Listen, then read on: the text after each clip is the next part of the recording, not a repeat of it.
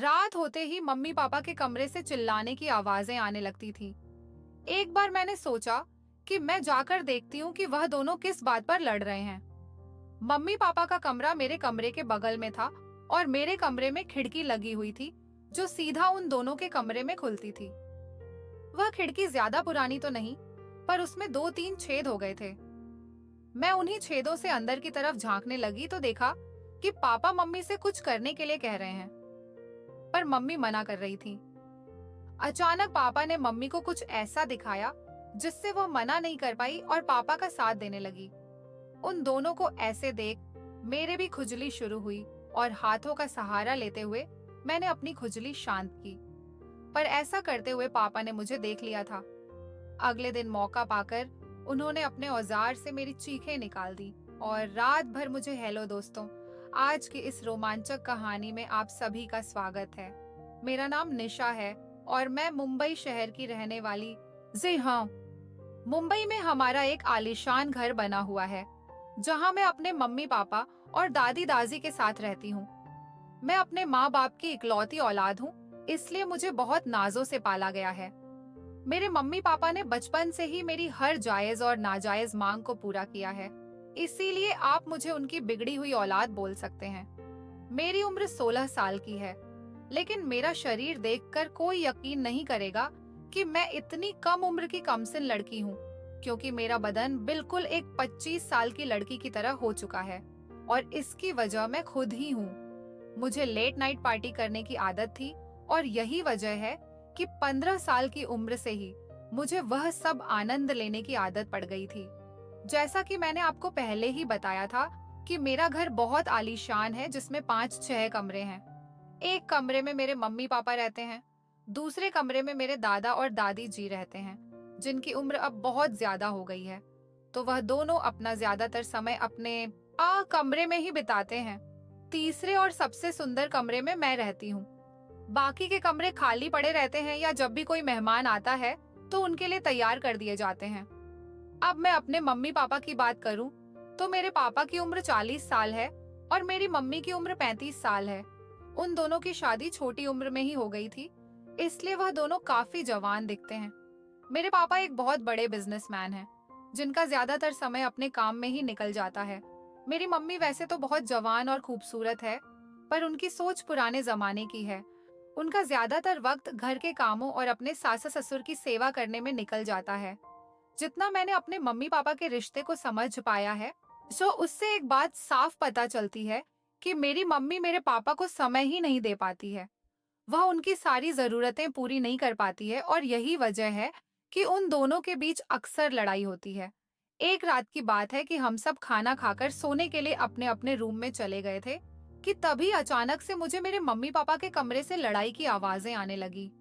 उनका कमरा मेरे कमरे के पास ही था, इसलिए मुझे साफ साफ सुनाई दे रहा था और यह लड़ाई बढ़ती ही जा रही थी। दोस्तों, यह ऐसा नहीं था कि आज वह पहली बार लड़ाई कर रहे थे, लेकिन मैं फिर भी जानना चाहती थी कि आज किस बात के लिए लड़ाई हो रही है। पहले तो मैंने सोचा कि मैं सीधा मम्मी पापा से जाकर पूछूं, लेकिन फिर बाद में मुझे लगा कि वह दोनों मेरे सामने शर्मिंदा हो जाएंगे, इसीलिए मैंने पूछना उचित नहीं समझा। लेकिन फिर भी मेरे मन में वजह जानने की इच्छा तेज होती गई और जब मुझसे नहीं रहा गया तो मैंने उठकर देखने की कोशिश की। मेरे रूम में एक खिड़की थी जो मम्मी पापा के कमरे में ही खुलती थी। वो खिड़की ज्यादा पुरानी तो नहीं थी, लेकिन फिर भी उसमें 2-3 जगह छेद हो गए थे। अब मैं उसी छेद से उनके कमरे में देखने की कोशिश कर रही थी। पहले तो मुझे कुछ नजर नहीं आया, फिर मैंने अपने कमरे की लाइट बंद कर दी और दोबारा से अपनी आंखें खिड़की के छेद पर टिका दी।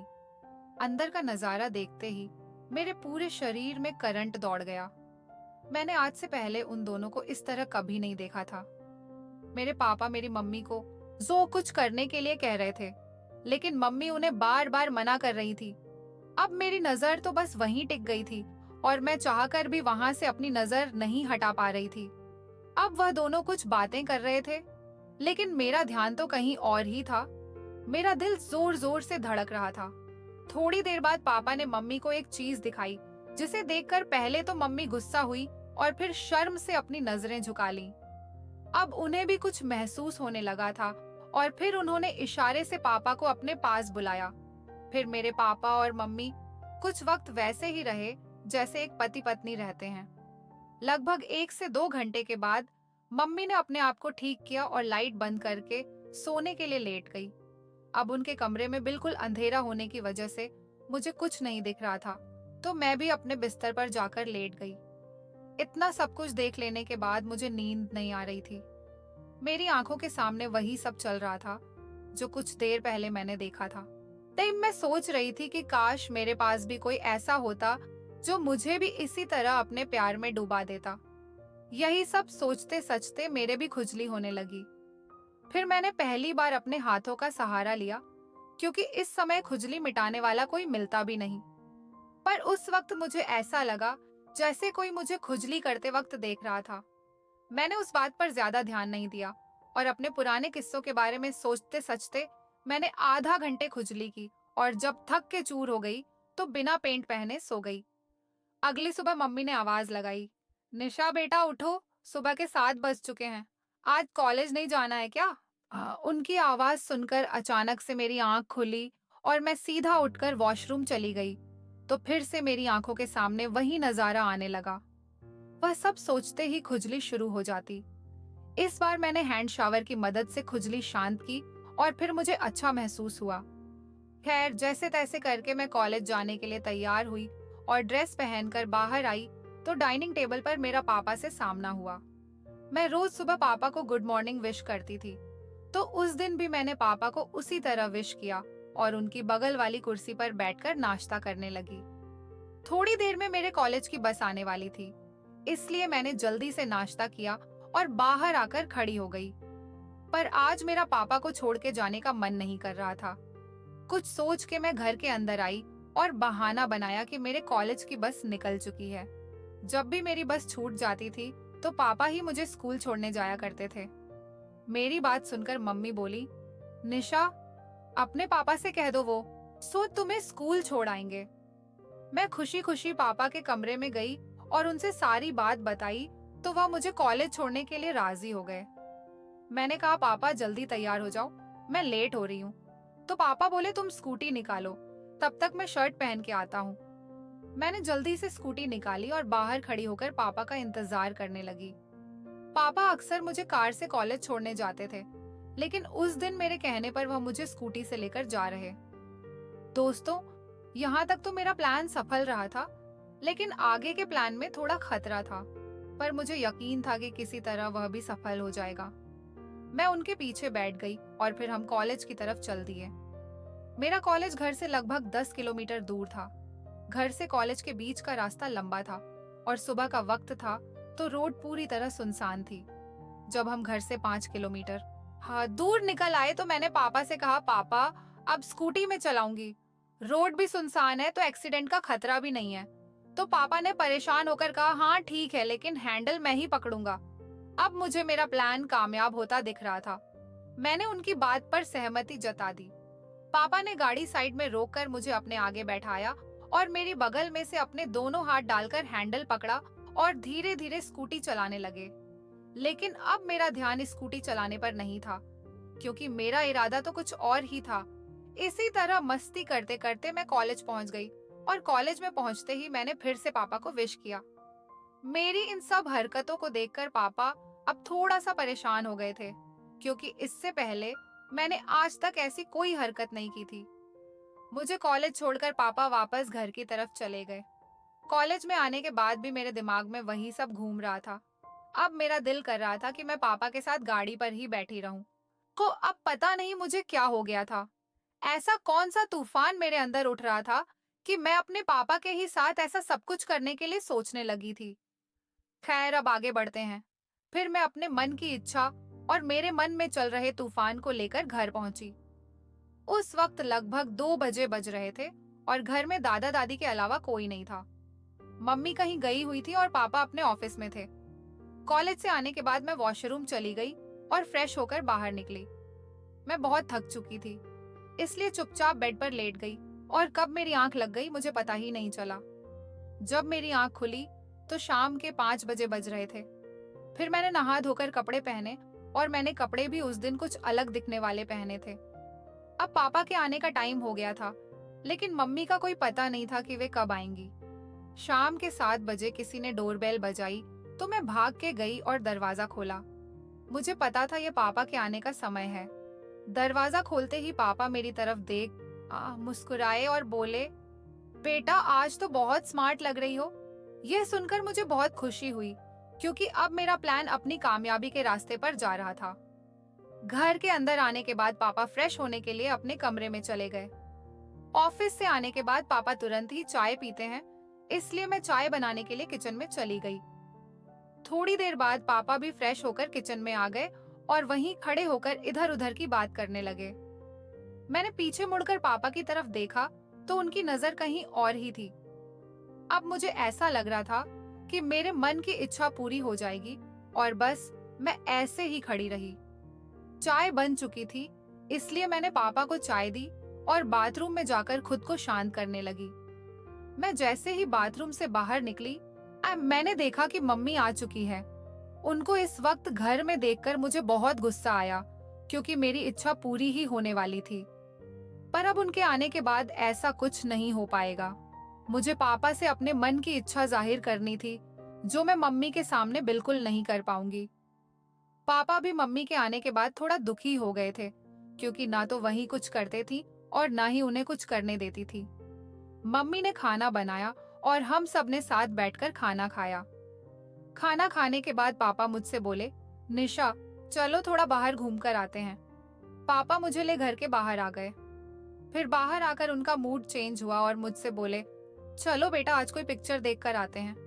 कई दिनों से हम बाप बेटी को अकेले में समय नहीं मिल पाया है। तब मुझे पापा पर इतना प्यार आया कि पापा मेरे साथ अकेला रहने की कितनी कोशिश कर रहे हैं। खैर, तो फिर हम स्कूटी पर सवार होकर एक सिनेमा हॉल में पहुंच गए और रास्ते में ही मम्मी को फोन कर दिया कि हम दोनों पिक्चर देखने जा रहे हैं। सिनेमा हॉल में कोई पुरानी मूवी लगी होने की वजह से ज्यादा भीड़ नहीं थी। पूरे हॉल में लगभग 50 से 60 लोग ही मौजूद थे। अब मुझे पापा की समझदारी देख बहुत खुशी हुई। वह चाहते तो कोई नई मूवी देखने भी जा सकते थे, पर वहां बहुत भीड़ होती और हम दोनों को अच्छा वक्त नहीं मिल पाता। पापा ने सबसे महंगे टिकट लिए और फिर हम लोग बालकनी में जाकर बैठ गए। उस समय सब मेरे हिसाब से ही हो रहा था। बालकनी में हमारे अलावा एक पति पत्नी का जोड़ा बैठा हुआ था और वह भी आगे की सीटों पर बैठा हुआ था। अब तो हम दोनों को और भी ज्यादा आराम हो गई। थोड़ी देर बाद पिक्चर शुरू हुई, पर सच कहूं तो मेरा ध्यान मूवी पर था ही नहीं। मेरा पूरा ध्यान पापा की तरफ था और वह भी तिरछी निगाहों से मेरी तरफ देख रहे थे। अब बस इतनी देर थी कि शुरुआत कौन करे। मैं तो पापा का साथ कि पाने के लिए वैसे ही मरी जा रही थी, और फिर उसी वक्त मुझे ऐसा लगा जैसे मेरे पैर पर किसी जानवर ने काट लिया हो। मैं तुरंत ही उठ खड़ी हुई। पापा ने घबराते हुए पूछा, बेटा क्या हुआ? तो मैंने उन्हें बताया कि मुझे ऐसा लगा जैसे मेरे पैर पर किसी कीड़े ने काट लिया है। पापा बोले, अच्छा कोई बात नहीं, अगर अब की बार कोई कीड़ा काटे तो तुम मेरी सीट पर आ जाना, मैं तुम्हारी वाली सीट पर चला जाऊंगा। उनकी बात सुनकर मैं बैठ गई। फिर 4-5 मिनट बाद मैं फिर से उछलती हुई खड़ी हो गई, लेकिन इस बार मुझे किसी ने काटा नहीं था, बल्कि मैं जानबूझकर खड़ी हुई थी। मुझे इस तरह देखकर पापा हंसते हुए बोले, निशा तुम मेरी सीट पर आ जाओ। मैंने कहा, नहीं पापा, जिस तरह वह कीड़ा मुझे काट रहा है उसी तरह आपको भी काट लेगा। तो पापा बोले कि अच्छा तो तुम एक काम करो, तुम भी मेरी ही सीट पर आ जाओ। इस सब के लिए तो मैं पहले से ही तैयार थी, और पापा के इतना बोलते ही मैं उनके बगल में बैठ गई और पर्दे की तरफ देखने लगी। मैं उनके बगल में बैठी हुई बिल्कुल छोटी सी परी की तरह लग रही थी, और वैसे भी मेरी उम्र भी ज्यादा नहीं थी। थोड़ी देर बाद पापा ने मुझे पैसे देते हुए कहा कि फूड काउंटर से कुछ खाने के लिए ले आओ। मैं बाहर आई और ढेर सारी खाने की चीजें ले ली। जब तक मैं वापस आई मूवी शुरू हो चुकी थी। मैंने पापा के बगल में बैठते हुए कहा, पापा मुझे आपके साथ मूवी देखने में बहुत अच्छा लग रहा है। पापा बोले, 1 मिनट उठो बेटा, जो मैं तब तक खुद को सेट कर लेता हूँ। अब मुझे अंधेरे में कुछ नहीं दिख रहा था, और फिर जब उन्होंने मुझे बैठने को कहा तो मैं उनके बगल में फिर से बैठ गई। फिर थोड़ी देर बाद मुझे एहसास हुआ कि जो मेरे मन में चल रहा है वही पापा के मन में भी चल रहा था, लेकिन वह कह नहीं रहे थे। फिर हार मानकर मैंने ही पापा को इशारा किया और पापा मेरे इशारे को समझ गए, और जिस तरह मम्मी पापा का साथ देते हैं उसी तरह आज मैं भी पापा का साथ देने लगी। हम दोनों ने काफी देर तक वहां एंजॉय किया। अब हम दोनों बिल्कुल शांत थे और बहुत थक गए थे। फिर 2 घंटे के बाद पिक्चर खत्म हुई और लाइट जलते ही मैंने खुद को ठीक कर लिया। सबके आने के बाद हम दोनों भी हॉल से बाहर निकल आए। बाहर आते ही पापा ने मुझसे पूछा, मूवी कैसी लगी बेटा? देन मैंने हंसते हुए जवाब दिया, ऐसी मूवी मैंने आज तक नहीं देखी पापा, लेकिन पापा मुझे चलने में बहुत तकलीफ हो रही है।